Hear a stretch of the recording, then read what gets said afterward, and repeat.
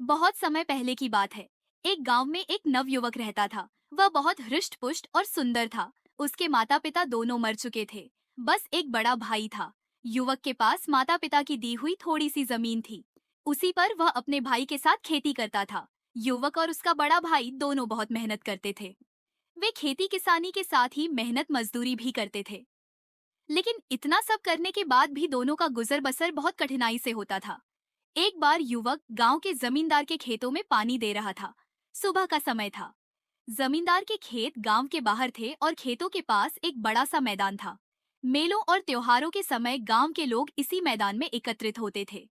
कभी कभी इस मैदान में बंजारे भी आ जाते थे और अपने डेरे लगा लेते थे। बंजारे कुछ दिन गांव में रुकते और फिर आगे बढ़ जाते थे। जमींदार के खेतों में एक बड़ा कुआं था। युवक कुएं से पानी खींचता और पास की नाली में डाल देता। नाली खेतों के बीच से होकर गुजरती थी, अतः पानी खेतों में पहुंच जाता था। युवक पूरे तन मन से काम कर रहा था। अचानक उसे लगा कि कोई उसके पास खड़ा है। युवक ने पीछे मुड़कर देखा। उसके सामने एक बंजारन हाथ में मटका लेकर खड़ी थी। युवक ने बंजारन को देखा तो देखता ही रह गया। बंजारन 15-16 वर्ष की थी और बहुत सुंदर थी। युवक ने आज तक कभी इतनी सुंदर लड़की नहीं देखी थी। बंजारन युवक को बड़ी देर से देख रही थी। उसने अपने जीवन में इतना हृष्ट पुष्ट और सुंदर युवक कभी नहीं देखा था। बंजारन युवक के पास पानी लेने आई थी, लेकिन वह उस पर इतनी मुग्ध हो गई कि पानी मांगना भूल गई थी और उसे एकटक देखे जा रही थी। युवक ने बंजारन को अपनी ओर प्यार भरी नजरों से एकटक घूरते हुए देखा तो घबरा गया। उसके हाथ से रस्सी छूट गई और बाल्टी सहित कुएं में जा गिरी। बंजारन ने युवक की यह स्थिति देखी तो खिलखिलाकर हंस पड़ी। उसने युवक से कोई बात नहीं की और दौड़ती हुई अपने डेरे में आ गई। उसने डेरे से एक पतली रस्सी और कांटा उठाया और युवक के पास वापस आ गई। युवक अब अपने पर पूरी तरह नियंत्रण कर चुका था। वह मुस्कुरा रहा था और बंजारन को बड़े प्यार से देख रहा था। बंजारन ने कांटा कुएं के भीतर डाला और कुछ ही क्षणों में रस्सी और बाल्टी बाहर निकाल दी। युवक बंजारन की आंखों की भाषा समझ चुका था। उसने बंजारन का घड़ा भरा और बिना कोई बात किए रस्सी बाल्टी लेकर अपने घर आ गया। युवक को रात भर नींद नहीं आई। वह सारी रात आंखें बंद किए बंजारन के बारे में सोचता रहा। बंजारन बहुत सुंदर थी। अगले दिन प्रातःकाल युवक पुनः जमींदार के खेतों में पानी देने के लिए कुएं पर आ पहुंचा। उसकी आंखें अलसाई हुई थीं और आज उनमें पहले जैसी ताजगी नहीं थी। युवक ने कुएं पर पहुंचकर अभी एक बाल्टी पानी भरा था कि बंजारन पुनः आ गई। ऐसा लगता था कि वह अपने डेरे के पास खड़ी उसी की राह देख रही थी। दोनों ने एक दूसरे को देखा और आंखों ही आंखों में बहुत सी बातें हो गई। युवक के मन की बात जानने के बाद बंजारन उसे अपने डेरे में ले आई और उसे अपने बापू से मिलाया। बंजारन का बापू बहुत लालची आदमी था। उसे जब यह मालूम हुआ कि युवक एक गरीब किसान है, तो उसने उसके साथ बंजारन का विवाह करने से साफ मना कर दिया। लेकिन बंजारन की माँ के बहुत समझाने पर वह इस शर्त पर अपनी बेटी का विवाह करने के लिए तैयार हुआ कि ग्रामीण युवक उसे 500 चांदी के सिक्के लाकर देगा। बंजारन के बापू ने युवक से साफ साफ कह दिया कि 5 माह बाद नवदुर्गा की अष्टमी के दिन कामाख्या मंदिर में वह बकरे की बलि चढ़ाएगा। इस दिन तक यदि उसे चांदी के सिक्के मिल जाएंगे तो वह कामाख्या मंदिर में ही अपनी बेटी का विवाह कर देगा, और यदि युवक चांदी के सिक्के नहीं ला सका तो वह अपनी बेटी किसी और को सौंप देगा। युवक ने बंजारन के बापू की शर्त मान ली। वह शरीर से हृष्ट पुष्ट और मजबूत होने के साथ ही बड़ा साहसी भी था। उसे विश्वास था कि वह किसी तरह मेहनत मजदूरी करके चांदी के 500 सिक्के इकट्ठे कर लेगा। बंजारे 3 दिन गांव में रुककर चले गए। उनके साथ बंजारन भी चली गई। ग्रामीण युवक अपनी बंजारन को जाते हुए देखता रहा। बंजारन भी उसे बार बार मुड़ मुड़ कर देख रही थी। बंजारन के जाने के बाद युवक अपने घर आ गया। उसे 5 महीने में 500 चांदी के सिक्के कमाने थे। युवक ने बहुत सोच विचार किया। इतना धन उसे केवल जमींदार ही दे सकता था। अगले दिन युवक जमींदार की हवेली पहुंचा और उसने जमींदार को अपनी समस्या बताई। जमींदार ने उसकी बात बड़े ध्यान से सुनी। वह युवक को 100 सिक्के प्रतिमाह इस शर्त पर देने के लिए तैयार हो गया कि वह दिन रात जमींदार का काम करेगा और सभी तरह के काम करेगा। युवक ने जमींदार की बात मान ली और जमींदार की सेवा में लग गया। युवक बहुत मेहनती था। वह दिन भर जमींदार के खेतों में काम करता और रात को जमींदार की हवेली में आ जाता और जमींदार उसे जो भी काम देता वह करता।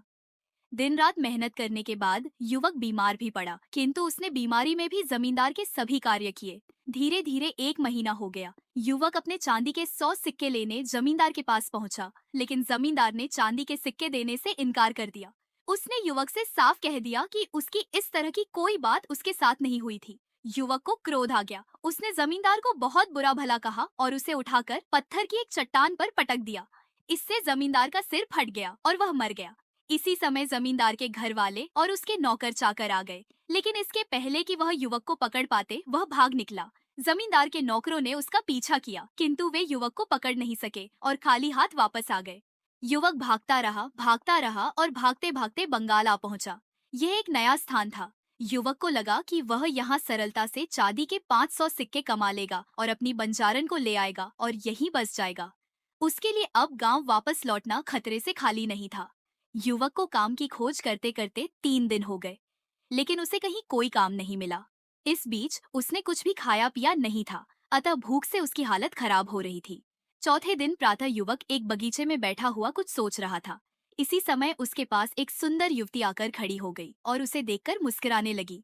युवक को लगा कि वह स्त्री उसकी कुछ सहायता करना चाहती है। उसने उसे अपने पास बैठाया और सारी बातें बता दी। सुंदर स्त्री ने युवक की बातें बड़े ध्यान से सुनी। उसने उसे सभी प्रकार से सहायता करने का विश्वास दिलाया और अपने महल में ले आई। सुंदर स्त्री का महल बड़ा आलीशान था। सुंदर स्त्री ने युवक को भोजन कराया और आराम करने के लिए एक शानदार बिस्तर दिया। युवक बहुत थका था, अतः भोजन करने के बाद उसे नींद आ गई। युवक कब तक सोता रहा इसका उसे पता ही नहीं चला, लेकिन जब उसकी आंख खुली तो आधी रात हो चुकी थी। चंद्रमा का हल्का प्रकाश एक खिड़की से कमरे के भीतर आ रहा था। युवक उठकर खड़ा हो गया। उसने इधर उधर देखा। सुंदर स्त्री का कहीं पता नहीं था। युवक को बड़ा आश्चर्य हुआ। अचानक युवक के कानों से सुंदर स्त्री के गाने की आवाज टकराई। इस आवाज में गजब का आकर्षण था। युवक को ऐसा लगा कि मस्ती भरा गीत गाकर वह उसे बुला रही है। युवक अपने पर नियंत्रण नहीं रख सका और आवाज की ओर बढ़ा। कुछ कदम चलने के बाद युवक ने देखा कि भरपूर श्रृंगार किए सुंदर स्त्री आईने के सामने खड़ी अपना रूप निहार रही है। सुंदर स्त्री ने आईने में युवक को देख लिया। वह उसकी ओर मुस्कुराते हुए बढ़ी और उससे लिपट गई तथा उसे अपने पलंग पर ले आई। युवक की समझ में कुछ नहीं आ रहा था। फिर भी वह यह तो समझ ही गया था कि सुंदर युवती उससे क्या चाहती है। इसी समय सुंदर युवती ने उससे कहा कि यदि वह उसका साथ दे तो वह उसे अगले दिन ही चांदी के 500 सिक्के देगी। युवक के हृदय में बंजारन बसी थी। वह किसी स्त्री के साथ सोना नहीं चाहता था, लेकिन अपनी बंजारन को पाने के लिए उसने सुंदर युवती की बात मान ली। अगले दिन फिर यही हुआ। युवक दिन भर सोया और आधी रात के बाद उठा। उसे सुंदर युवती 16 श्रृंगार किए प्रतीक्षा करती मिली। उसने उससे कहा कि बस वह एक रात का सुख उसे और दे दे। इसके बाद वह उसे चांदी के 500 सिक्के दे देगी। धीरे धीरे 4 महीने हो गए। सुंदर स्त्री युवक को रोज आधी रात के बाद छलती और उसे अगले दिन चांदी के 500 सिक्के देने का झूठा वादा कर देती। युवक के लिए अब और प्रतीक्षा करना कठिन हो रहा था। एक रात उसने सुंदर स्त्री का साथ देने से मना कर दिया। सुंदर युवती ने उसे बहुत समझाया। उसके समझाने का जब युवक पर कोई प्रभाव नहीं पड़ा तो उसने तरह तरह की धमकियां दी।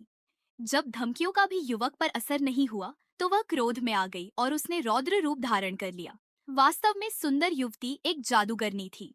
उसे जब लगा कि युवक उसकी बात किसी कीमत पर नहीं मानेगा तो उसने अपनी जादुई शक्ति से उसे एक फूल बना दिया और अपने बगीचे के तालाब में लगा दिया। इधर बंजारन ने युवक की 5 माह तक प्रतीक्षा की, लेकिन जब युवक नहीं आया तो वह उसकी खोज में निकल पड़ी। एक दिन अचानक बंजारन जादूगरनी के महल में आ पहुंची। प्रातःकाल का समय था। जादूगरनी अलसाई सी महल के एक कमरे से बाहर देख रही थी। उसने एक बंजारन को अपने महल के सामने देखा तो उसे शक हुआ कि कहीं यह वही बंजारन तो नहीं है। बंजारन को देखते देखते जादूगरनी के मन में यह विचार आया कि बंजारन को बहला फुसलाकर महल में रोक लिया जाए और उसकी सहायता से युवक के साथ मनमानी की जाए। यह विचार आते ही जादूगरनी महल के द्वार पर आई और बंजारन को महल के भीतर ले गई। उसने बंजारन को युवक की पूरी कहानी बताई। उसने बंजारन को यह भी विश्वास दिलाया कि वह आज की रात ही उसे उसके प्रेमी से मिलवा देगी, लेकिन उसने उसे यह नहीं बताया कि उसने युवक को कमल का फूल बनाकर बगीचे के तालाब में लगा दिया है। बंजारन खुश हो गई। उसे लगा कि सामने खड़ी स्त्री एक देवी है और वह उसकी इच्छा अवश्य पूरी कर देगी। जादूगरनी ने बंजारन से दिन भर अच्छी अच्छी बातें की और उसके प्रेमी युवक की बहुत प्रशंसा की।